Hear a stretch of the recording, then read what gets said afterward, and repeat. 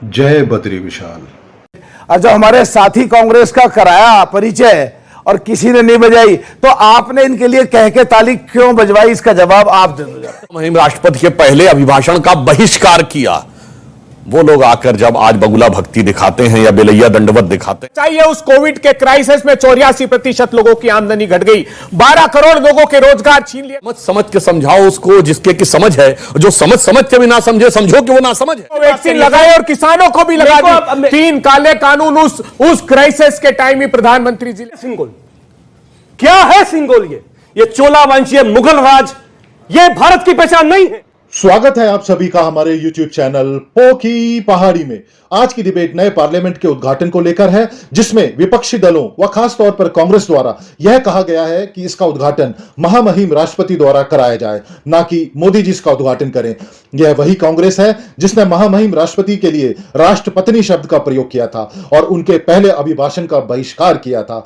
आज वही लोग बगुला भक्ति कर रहे हैं। कांग्रेस का अब यह हाल हो चुका है कि वह पक्ष द्वारा कोई भी काम किया जाए तो वह यह सोचे बिना कि यह काम सही है या गलत, केवल इसका विरोध करने पर उतारू रहते हैं। अगर आप ऐसा नहीं सोचते हैं तो यह डिबेट आपको यह सोचने पर मजबूर कर देगा। तो चलिए आज का वीडियो शुरू करते हैं। जी, पहली बात जो महामहिम राष्ट्रपति की बात है, तो इनके मन में कितना सम्मान है यह साफ दिखाई पड़ता है। जिन्होंने उनको इविल फिलॉसफी का रिप्रेजेंटेटर कहा, जिन्होंने उनके लिए राष्ट्रपत्नी शब्द प्रयोग किया, महामहिम राष्ट्रपति के पहले अभिभाषण का बहिष्कार किया, वो लोग आकर जब आज बगुला भक्ति दिखाते हैं या बेलैया दंडवत दिखाते हैं तो सबको समझ में आता है कि क्या चेहरा है और क्या मुखौटा है। अब तकनीकी बात कहता हूं, देखिए बिल्कुल सही बात है। संवैधानिक दृष्टि से राष्ट्रपति संविधान की प्रमुख हैं, संसद की प्रमुख हैं। संसद का कोई भी सत्र राष्ट्रपति के आदेश से ही चलेगा और उन्हीं के अनुसार उसकी कार्रवाई होगी।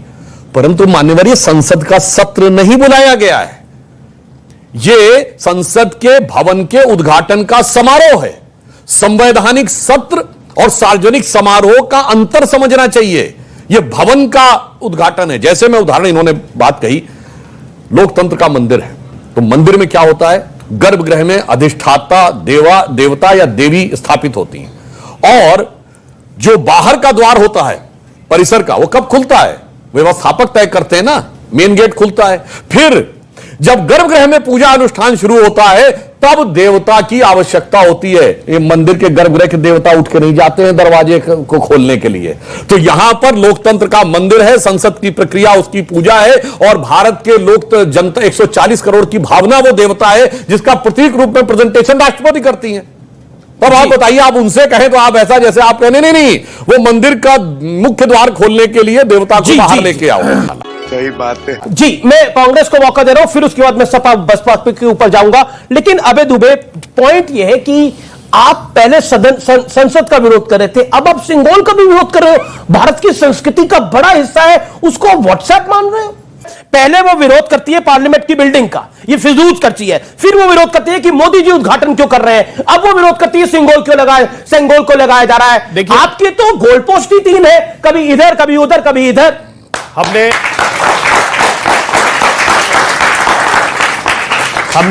हमने विरोध किया था इस बात का कि प्रधानमंत्री जी कोविड के क्राइसिस हैं।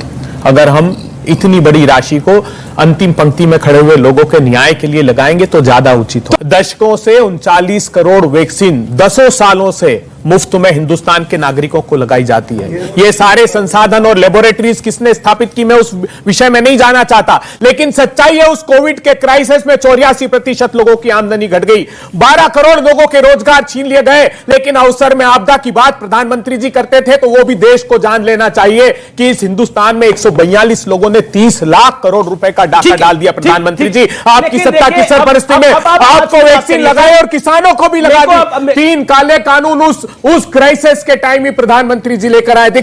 इस सवाल के जवाब में मैंने पूरा जग घूम लिया। आप कोविड से लेकर फलाने तक ढिमकाने तक हर जगह चले गए। मैं पूछ रहा हूं, आपने खुद गोल पोस्ट बदले। पहले आपने बोला फिजूल खर्ची है, फिर बोला ये मोदी क्यों इसका उद्घाटन कर रहा है, अब कह रहे हो सेंगोल क्यों लगाई दे रहा है। सर ये विषय बढ़ाते हैं, कभी जानते क्या हो जाता है। 20 सेकंड अमीक जमाई। समझ के समझाओ उसको जिसके की समझ है, जो समझ के भी ना समझे समझो कि वो ना समझ है।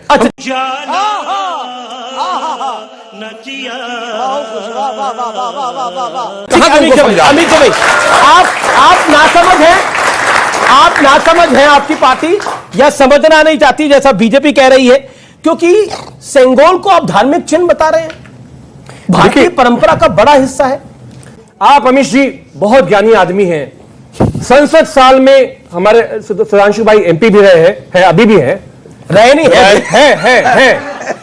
भाई साहब, आपके भी मित्र है रहे, मलूक जी, मलूक नागर जी भी एमपी है, बुआ जी वाले भी हैं सत्ता MP। का हस्तांतरण होने वाला है जल्दी, इसलिए मैंने कहा। तो सेंगोल पकड़ेंगे नहीं पकड़ेंगे? हमारा ये कहना है। अच्छा एक सवाल का जवाब दे दीजिए। अच्छा आपने बोला सत्ता का हस्तांतरण होने वाला है, तो सेंगोल पकड़ेंगे नहीं पकड़ेंगे? नहीं, हमें सेंगोल का भी विरोध कर रहे हैं आप। देखिए हम लोग जो सोशलिस्ट डेमोक्रेटिक, आपके सांसद तालिबान के साथ खड़े हो जाते हैं और सेंगोल के विरोध में खड़े हो जाते हैं। हम लोग जो सोशलिस्ट डेमोक्रेटिक लोग जो अपने आप को फ्रीडम फाइटर भगत सिंह अशफाकुल्ला खां से जोड़ते हैं ना, हम भारत के संविधान को मानते हैं। ये क्या है सिंगोल? क्या है सिंगोल? ये चोला वंश, ये मुगल राज, ये भारत की पहचान नहीं है। ये क्या है? क्यों चोलावंश? क्यों भारत का संविधान, लोकतंत्र में, भारत के डेमोक्रेटिक नेशन में ये राजे रजवाड़े चोलवंश मुगल राज, इनका समय गया। ठीक है, जवाब ले लेते हैं। सुधांशु मैं आपको बताऊंगा, लेकिन मलूक नागर, चोलवंश भारत की पहचान नहीं है, सेंगोल भारत की पहचान नहीं है, ये संसद गलत बन रही है, तो आप गलत के साथ खड़े हैं क्या? तो देखिए, एक तो मुझे टाइम जरूर देना, क्योंकि पार्लियामेंट में मैं बेस्ट पार्लियामेंटेरियन हूं, रैंकिंग। तालियां आपके लिए। मुझे आप औरों से प्रश्न करते हैं, मुझे एक प्यारा सा प्रश्न आपसे करना है। सबसे पहले आपने मेरा परिचय कराया, लोगों ने तालियां बजाई, फिर सुधांशु जी का कराया, लोगों ने तालियां बजाई, और जब हमारे साथी कांग्रेस का कराया परिचय और किसी ने नहीं बजाई, तो आपने इनके लिए कह के ताली क्यों बजवाई? इसका जवाब आप दे दो।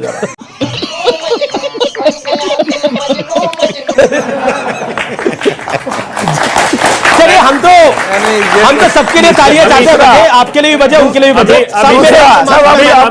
सर ये आप दुर्भावना सर मलूक जी, आप देखिए है दुर्भावना। संसद में मैंने आपके लिए बैठे पहली बार बोल रहे हैं। देखिए, इसी तरह की वजह से इनका नाश गया है। बीच में इंटरप्ट मत करो, अपनी बात रखो, देश में मैसेज दो कि हम बढ़िया बात रखना जानते हैं, कंफ्यूज नहीं है, इसलिए माफी चाहता हूं। देखिए, इन्होंने नई संसद का विरोध करा, क्यों करा? ये आपने जो बताया 1927, इसमें मैं कुछ एडिशन करना चाहता हूं।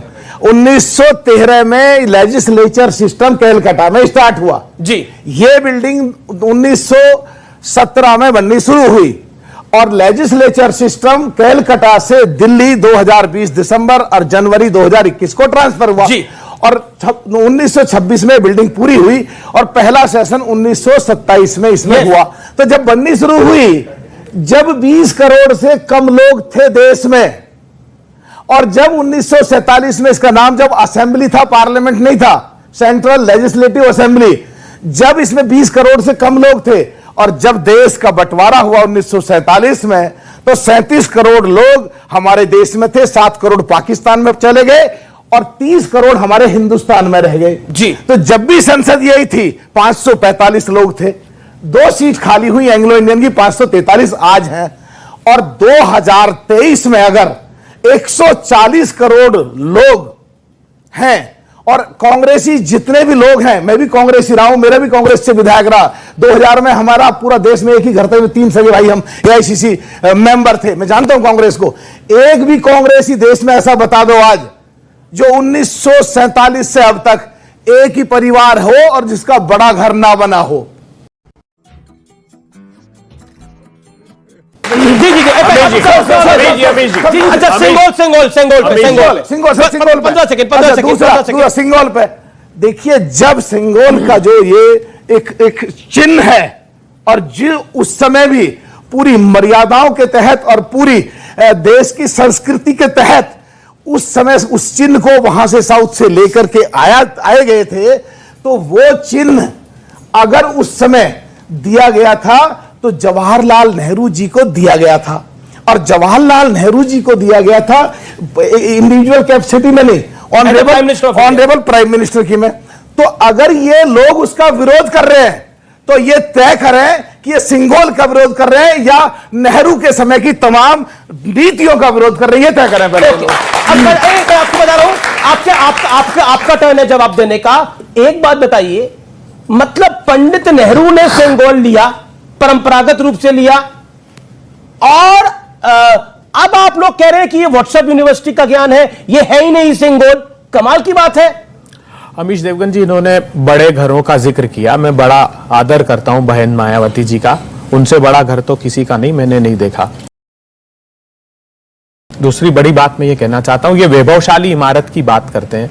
अरे पार्लियामेंट वैभवशाली इमारत तो है ही सही, मगर उसका वैभव। मलुक जी प्लीज। वो कह रहे हैं कि इटली में सोनिया जी का है, राहुल जी का है। देखिए अब उनको अंदर तक गहरा आघात हुआ है, मैं जानता हूं उस बात को। मैं ये पूछना चाहता हूं इनसे कि पार्लियामेंट का वैभव किसमें है, उसकी आत्मा किसमें है? जानते हैं आप, 25% पार्लियामेंट्री स्क्रूटनी का सिस्टम था, ये सुप्रीम कोर्ट ने, रमन्ना साहब ने कहा जब आज जुडिशियल रिफॉर्म्स बिल आया तो उन्होंने कहा कि जो कानून 25% तक स्थिति हो गई जाते हैं, हमारे समय 70% जाया करते थे। 11%, गौर से सुनिएगा, पब्लिक कंसल्टेशन के लिए परंपरा थी कि जनता को जानना चाहिए कि कौन सा कानून बन रहा है, उनमें उनका हित क्या है, वो घटाकर 11% कर दिया। ऑर्डिनेंस राज हिंदुस्तान में मोदी जी ने प्रतिस्थापित कर दिया। देश में आते ही जब उन्होंने शपथ ली थी, उसके बाद एक के बाद जमीन हड़पने के राहुल गांधी जी लड़े जमीन पर। मैं जानता हूं राहुल जी ने फाड़ा था वो क्या था, वो क्या जो राहुल गांधी ने फाड़ा था प्रेस क्लब ऑफ इंडिया में, वो क्या था? ऑर्डिनेंस थी। बहुत अच्छी बात। क्या लेके आए थे? मैं बहुत अच्छा प्रश्न।